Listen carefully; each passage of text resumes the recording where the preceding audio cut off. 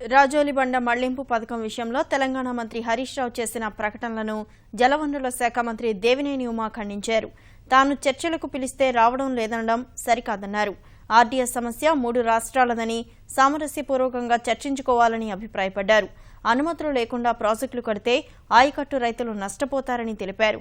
జగన్ చేపట్టిన జలదీక్షపైన మంత్రి దేవినేని మండిపడ్డారు. మీరు 2 రోజులు టైం ఇచ్చారు, నేను 2 నెలలు టైం ఇస్తున్నా, 2 సంవత్సరాలు టైం ఇస్తున్నా.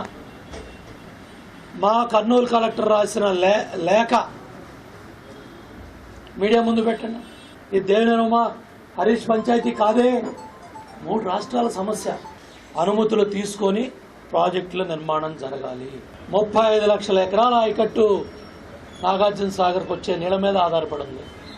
పైన మీరు 100 టీఎంసీలు డ్రా చేస్తామంటే లోయర్ రైపేరెంట్ స్టేట్గా ప్రాంతాలుగా ఉన్న ఇటు తెలంగాణ ప్రజలు నల్గొండ, ఖమ్మం కానీ హైదరాబాద్కు మంచినీళ్ళు కానీ అవన్నీ నాగార్జున సాగర్ మీద ఆధారపడి ఉన్నాయి.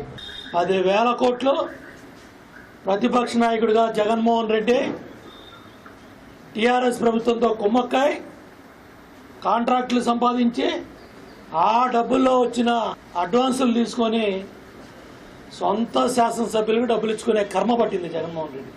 ఈ దేశంలో ఏ పార్టీ అధ్యక్షుడు కూడా ఈ కర్మ పట్టదు. ప్రతిపక్ష నాయకుడిగా ఉండి పక్క రాష్ట్రంలో 10,000 కోట్లు కాంట్రాక్టులు పొంది స్పాన్సర్డ్ జలదీక్ష.